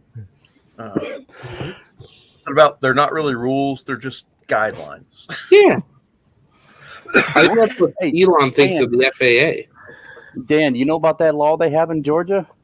Which no one? City, municipal, or county agency shall make a case for anything up to and including 10 miles an hour over the posted speed limit. It is an actual law here. So you literally have 10 miles an hour that if they write you a ticket, you go right to the court and say, oh, here's this law, Your Honor. It was less than 10 miles an hour. Okay, have a good day. Goodbye. Oh yeah, you don't even get pulled over here if you're going 9.9. The moment you hit 10, they'll pull you over. 9.9, you're fine. That explains my morning speedometer is commute even that a accurate? whole lot better. It got really hot in here. No, it's just you. Not yet. Okay. You need some more ice cream, Don? No, I'm good. Thank you. You want me to have ice cream, don't you, Zach? No, I saw you with it. I was on hold on the phone yelling at the airline, and I had you open. Okay. I don't believe I would have said it exactly that way, Zach. How did you Phrasing is a thing. Insert a comma or a semicolon. I think there needs to be a whole paragraph in there. Wait a minute. Inserting a comma would not be beneficial. Okay, semicolon. Zach, we're about a bunch of No. authors inserting No, any no. kind of punctuation could be It's bad. supposed to be an exclamation point. Mine and Aunt Donna's editor is going, I'm What pretty the- sure that was a different paragraph, Zach. Okay. You know, Yeah. and Blame the Canadian public education. I can assure you that paragraph is in parentheses, and it runs for about 47 pages, and it ends in a question mark. Chris, I already have one, and there's a membership fee. Chapter 1, bad Apparently service. Bad service Chris. from airlines. Chapter 2, Dawn in Facebook. Okay. Okay, guys. I just googled Maggie's nipples. Oh God. Ain't they Turn pretty? safe search off. It's not Maggie Smith, is it? I've seen the mountains. I've seen a picture of the mountains, and they do look like two boobs. The mountains are in Colorado, Okay, so they're But- not quite Midwest. but there is a town in Wyoming named Maggie's Nipples. Jesus Christ. So evidently, Maggie You got can see around the out mountains there. from there, and you wonder what their exactly. football team is named. She'll be Okay, you coming guys around the gotta share mountains that. when she comes. Yes, Don. Somebody's got to share Christmas.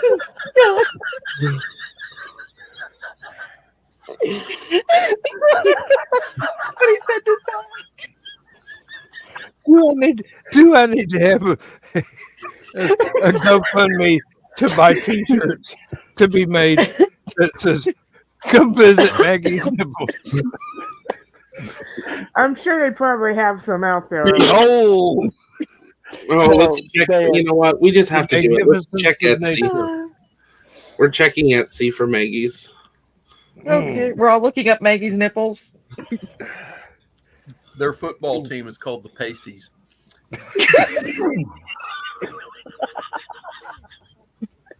Do their cheerleaders use tassels instead of pom poms? I don't know, but their pattern football games are pretty fun. The half times are fun too. I'm going to get sued by. Everybody. The Maggie's Nipples Tourist and Trade Association. I looked up Maggie's nipples and I got something completely different than that.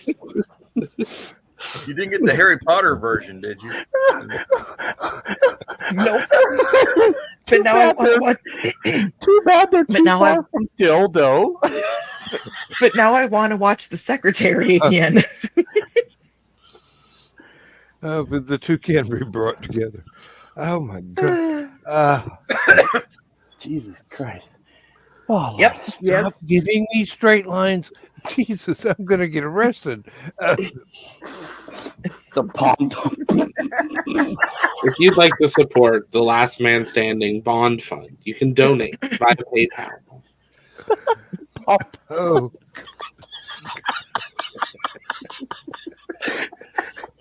Don't get me started on Florida's loofahs.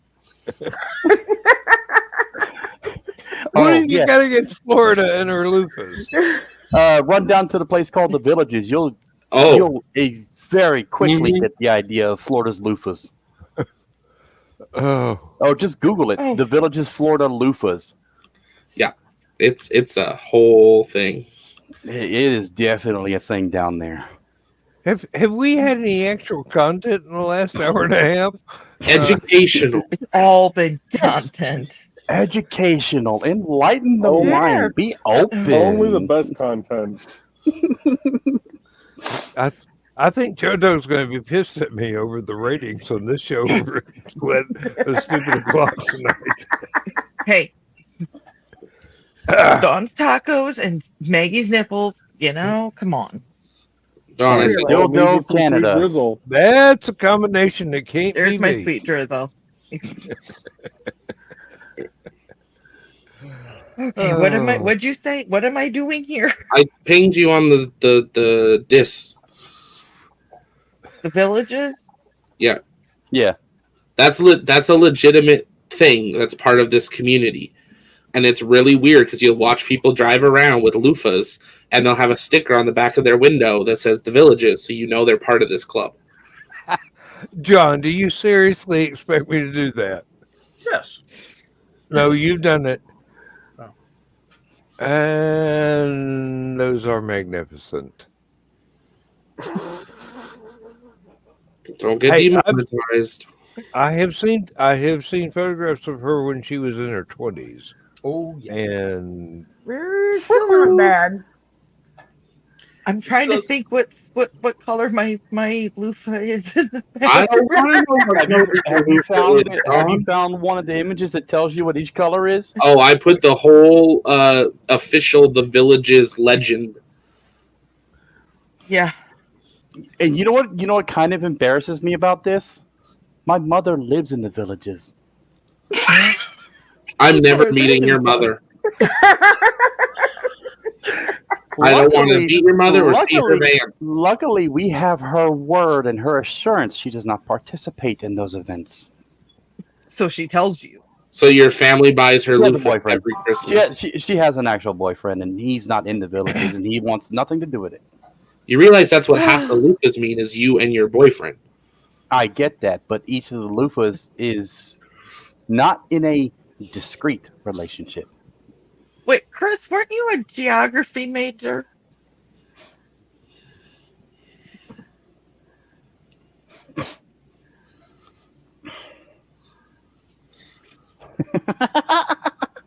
Hey, she's remarkable still. Yeah, I mean, she is. Seriously, I still have a crush on Zoe Wanamaker. Oh, Lord. Oh, Lord? Yeah, you should have seen her. You spoke, child? 35, 40 years ago when she was in a British soap opera. No. Long before the Harry Potter movies. I'm looking at a very interesting town's name all across the U.S. Oh, you're going down a rabbit hole now. Oh yeah. Lord. You better bring a ladder, a very tall ladder, because there's some special ones in the Northeast. I bet you Chris was a geography major. I bet you he could tell us some interesting places on the map. Well, I mean, I got a whole list of them right here.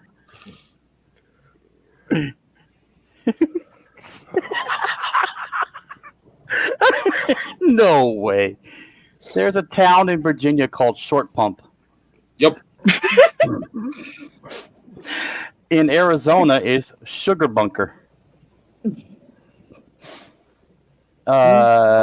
In what is it? In New York, there's a place called Butternuts. Yes, they raise squash. In Oregon is Winker's Corner.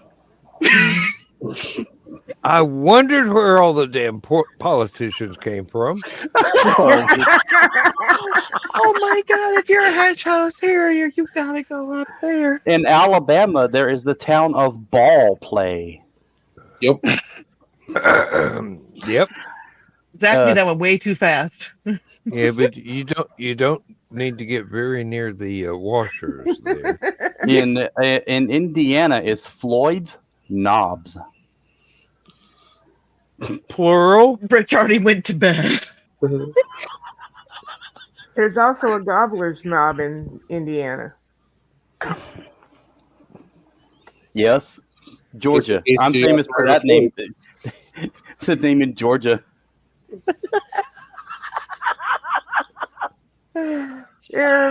Plural, Illinois just has Effingham.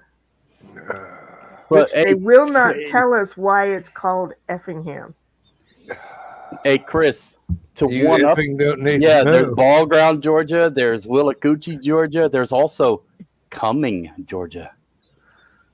Next time the cult's down there, Chris will have to take us to all of those places. Hey, Don't forget Cumming is about French 20 Lick, minutes west of Indiana. me. Cumming is wait. about 20, 30 minutes west of me. Wait, Joe is still here. He can give us the Indiana. He's been to Gobbler's Knob or whatever, probably. I've been to Gobbler's Knob. French Lick. Yes. In Kentucky, there is the Big Bone.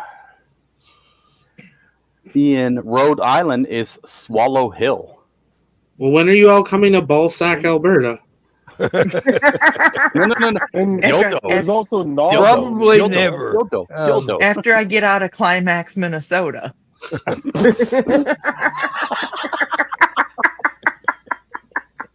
No. But I gotta can pass think of through. I gotta pass through Fertile, Iowa to We get also- to that. We also So we have have to start in the. No. we also have Butts, Georgia, and also a Butts County, Georgia. Show it. me Yeah, the it was Butts in named, that Butts was named County. after Bertha, one of the Butt sisters. And if you don't get Apparently- that music reference, Yes, I I'm do, sorry Chris. you weren't alive in the 70s. Apparently, in Pennsylvania, there is Intercourse, Pennsylvania. Oh, yeah. There Yes, is. there is. That's a well-known one. Yeah, Effingham, and then there's Cozy Corner, Ramtown. It's not a city name, but I always loved going to fucking after church.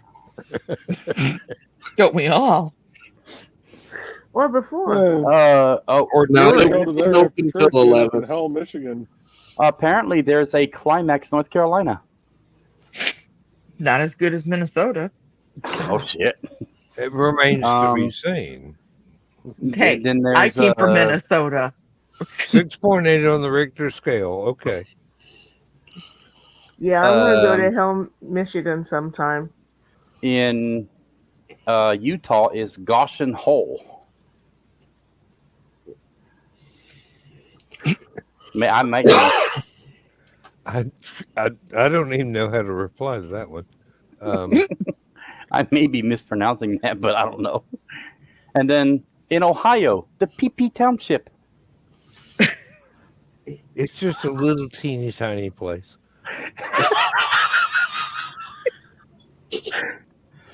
When it gets cold, the population shrinks. Oh my god! God forbid it grows. That's because they ain't around Donna and Dawn. Good Lord. Yes, my son. How low are we going to descend in this abyss of double entendre and whatnot? I don't know, but we've only got 7 minutes to do I was so. going to say publicly, only 7 more minutes of it. Non-publicly, we'll find out. Hey, I've got stuff I have an appointment for tomorrow, including getting somebody to notarize my retirement papers. And all this conversation is going to be in the back of his head the whole time. No, not really, because I will have slept by then. You don't for this in the 6 hours. 6? 8. How much sleep do you think I'm going to get? Okay, 4. That's about normal. I'm not allowed to go to sleep for another 3. Thanks, SpaceX. Yeah, but I definitely have to go to bed here as soon as this ends because I'm driving up to Tennessee in the morning. Later this morning. We'll have a good from trip to South Tennessee. Georgia? North Georgia. You're I'm in driving North up Georgia. to Tennessee from South Georgia? North Georgia. I'm in North Georgia. Okay, whereabouts? Gainesville area. Oh, okay. Yeah, you're even north of me.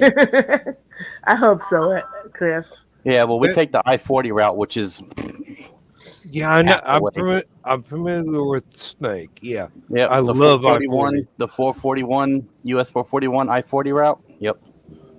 Back Happy in when the Uncle Carl's? back when I actually had a functional No, do you want motorcycle, me to? I-40 was one of my favorite roads to be on. The truck drivers would just hang over. They were restricted to the right lane, Mm-hmm. and I could get in the left lane and do motorcycle things. Mm. And people in BMWs I would pass them because they had to Oh, we pull do over that. because I was going faster. And then they would give me dirty looks, and I would go, I'm sorry, you don't have an actually functional sports vehicle. Oh yeah, they hate us when we come through there. I've got an SRT Durango spitting out 589. We will run I-40 to the Snake at about 80, and people just look at us like, it can be done, but you got to have good tires. Oh yeah, we've got Fat Track sports semi-racing wheels on ours. So, and if it rains, you slow down 5 miles an hour. Oh yeah, if it's wet, we're down to like 60 at best. Nah, not with a 4,800-pound Durango. 60 at best if it's wet. God. I actually went around one of those curves, and I thought, "Oh shit, I'm going to lose it. I'm leaning too far. I'm leaning too far." I stomped my foot on the road and straightened the bike up. What, you didn't stick your knee down there? No, I just stomped the road, and the bike straightened up at 70. Hey, I was young and insane. Now I'm old and insane. It doesn't make much difference, but the bike doesn't run anymore. Lindsay won't let me have a motorcycle anymore because for some strange reason she says she wants to keep me alive. I have to agree with her there. Get a Vespa. What really gets me in trouble is my daughter. I can't do 85 miles an hour in a Vespa in 285 traffic. Put a VR helmet on and you'll think you are. My daughter is a bad influence to my speeding because she'll be up there with me and she'll see a long straightaway. Daddy, zoom, zoom. Now. Did you get a speeding ticket? Oh, no, I know exactly where to do it because there's no... If you live through it, you don't get a ticket. You only get a ticket if you die. Right? There's a famous tunnel in West Virginia called the Dingus Tunnel up there in Dingus, West Virginia. It used to be an old railroad tunnel. It's a road now. I've had that Durango at 167 pushing through that tunnel. Oh, there's a very lethal pass in the Smoky Mountain National Park. It is a corkscrew. I've been there. That is so much fun. Yes, it is. But if you haven't done it before and you're having to figure out how to do it at speed, like so many other things, and then there's Tail of the Dragon. It's a little bit frightening, but you can do. Oh God, there's a very dangerous curve on the way to what was it? Eatonton, Georgia, up near Fort Mountain. I don't remember. Oh yeah, dude, there have been so many accidents there. Yeah, I found that one for the first time, thinking that everything's all right, and I go through that thing, and I go, "Oh shit, I'm going to die." And luckily, I managed to gear down and ruin a perfectly good set of brakes to slow down enough to be able to make that curve. Yeah. But that is That is one of the most dangerous curves I have been on in anything from East Tennessee to Florida to Texas. Mm-hmm. I mean, that one scares me. If you knew it was there beforehand, it's all right. You know when to slow down. But if you've never seen it before, you're either going to be very, very lucky, or very, very you're splattered. going to be very, very skilled, or you're going to be very, very dead. Very, very splattered is more like it if you screw that turn up. Well, I turned out to be lucky because I'm not that skilled. Yeah. Well, it's time to say goodnight, Gracie. Oh, that was Good day, everybody. I was going to hush you over. All right. We're going to play the bedtime story. Nobody has to go home, but you can't stay here. Anybody that has not seen the bedtime story before, I do recommend it because it's a cute little story and I enjoyed writing it.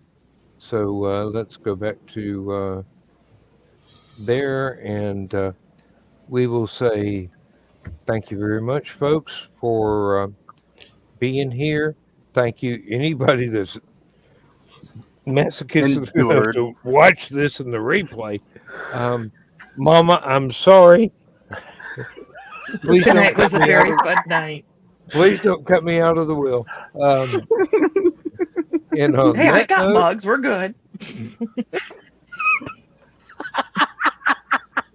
I was hoping for the house. Okay. Bye. Good night, everybody. Good night. Transmission overload. System will shut down.